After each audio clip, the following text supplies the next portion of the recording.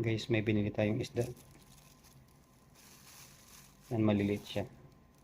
Yung iba, ginawa kong daan. Pero ito, nilagay ko lang yan dyan sa freezer. Yung iba, ginawa nating daing. Siya, siguro nasa ano yan, almost 2 kilo. Maliliit lang siya. Yung isa, parang ganyan lang siya kaliit. 2 fingers lang.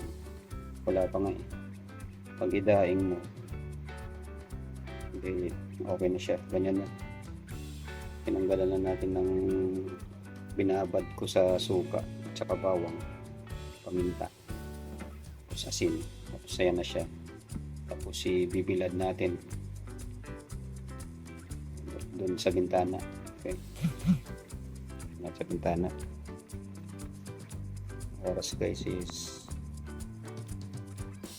7:30 ang gabi. Madilim na. Ibibilad natin siya sa bintana. Bilad natin ng gabi guys. Ito na yung iba, ilagay ko na. Binibilad ko siya ng gabi. Kasi yung init sa gabi rito sa amin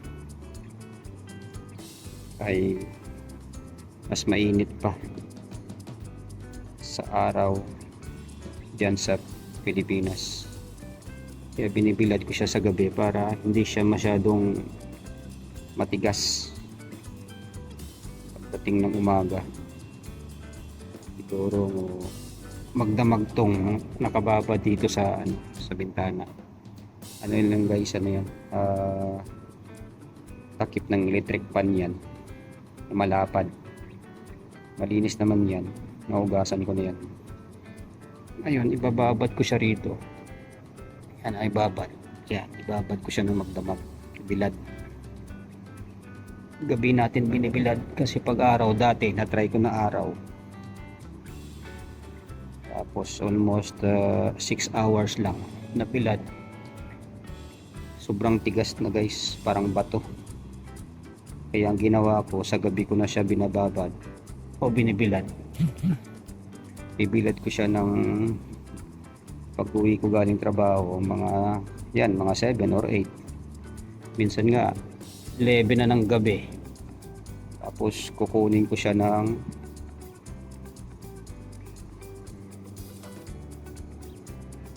alas 8 ng umaga o kaya 7:30. Pag tumagal 12 hours sa gabi or 10, ganyan lang siya. Pakita ko sa inyo bukas kung gaano na siya katigas. Hindi naman siya sobrang tigas, hindi naman siya malambot. May moisture pa naman yung laman ng isda, kaya sakto lang din siya gawin iprito mo.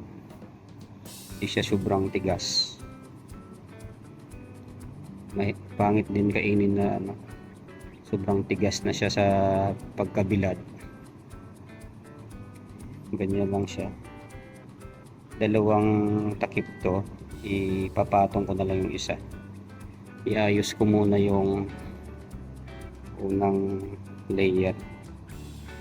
Ayos ko lang siya dyan. Ganyan lang.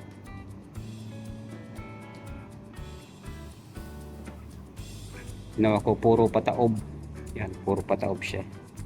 Para yung kaliskis niya nasa labas. Bibilad natin siya sa temperature na mainit, hindi yung sa sikat ng araw.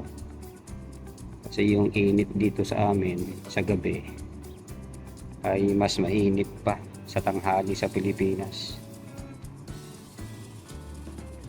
Ang pagkakaiba lang ay ang init dito ay galing sa singaw ng lupa. Hindi may init din na galing sa araw, pero ang sa gabi temperature na galing sa lupa. Ganyan na siya. Ganyan ang first layer guys. So, ganyan na.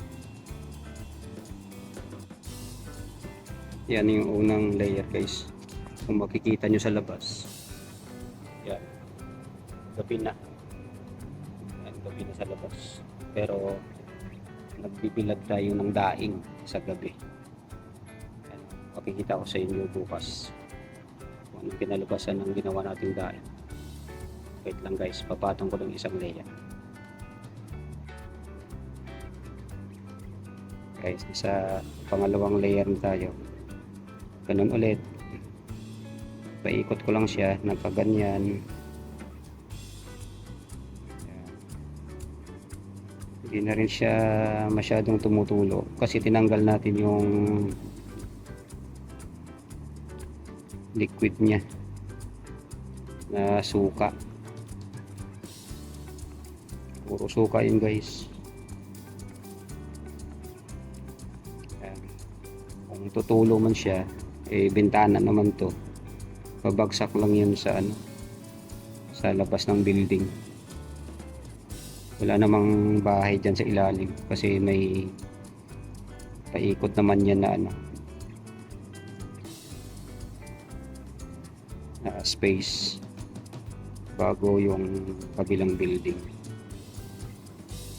Ganyan lang. Ayan. Konti na lang.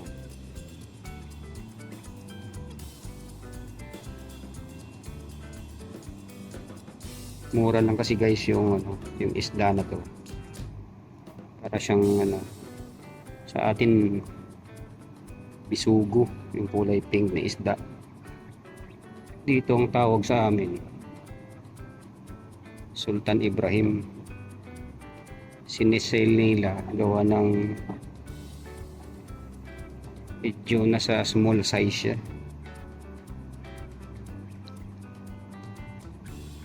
Pwede naman siyang lutuin pero pipiliin mo lang yung medyo malaki. Pwede mong sabaw lang tapos kinamatisan, talbos ng kamote, or else paksiw, pwede siya. Prito mo ng malutong. Yan, okay na guys. Yan, tapos na. Tapos isasarado na natin yung yung bintana. Yan, nakatali lang siya. Tinali ko dun guys para in case na lumakas yung hangin, hindi mo siya mahulog kahit sabihin may screen. Isasarado ko na yung yan lang yan. Magdamag na siya dyan. Bali ito na yung finished product niya guys. Pang second batch ito ang ginawa natin. Third batch na yun. Kasi nung nakaraang mga araw bumili rin ako nito. Pero nabilad ko na siya. Ito na siya. Maliit lang siya guys. Ganito lang. Yan na. Siguro nasa 1.5 kilo ito nung fresh pa. Pala yung iba guys, naluto ko na. Yung may ginawa kong first batch. Siguro mga lang yun. 1 kilo kalahati.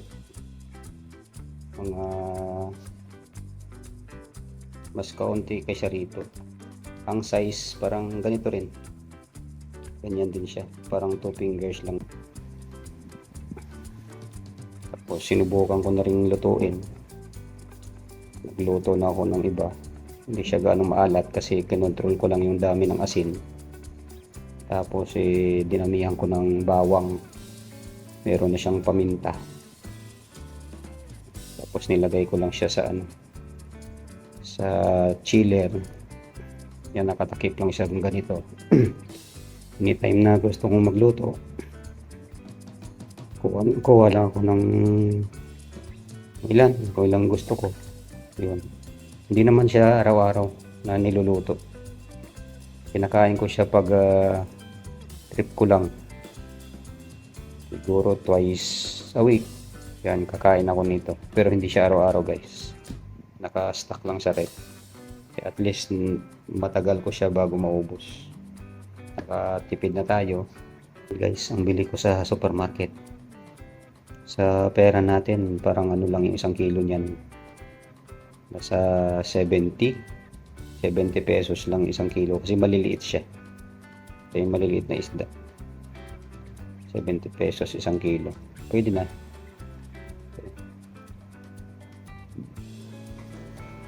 Alas 12 na guys, tinanghali tayo dyan.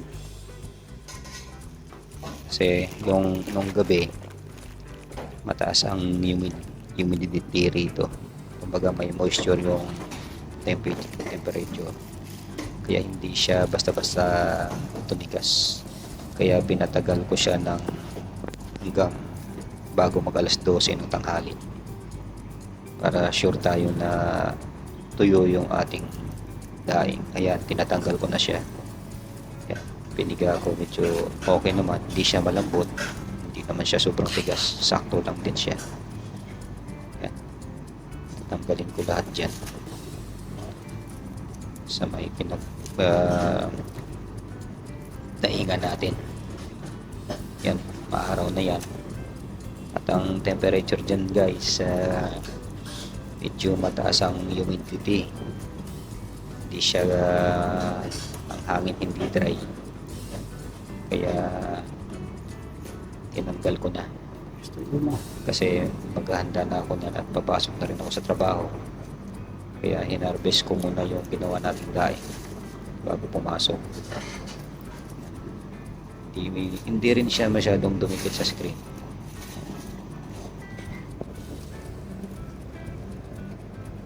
Kasi yung screen na yan medyo bago pa, naka-coat pa siya ng pintura na black. Yung laman ng isda kahit basa na nakadikit dyan, pag natuyo siya hindi siya dumidikit, hiwalay din siya. Yan, tinatanggal ko. Unang layer maubusan natin.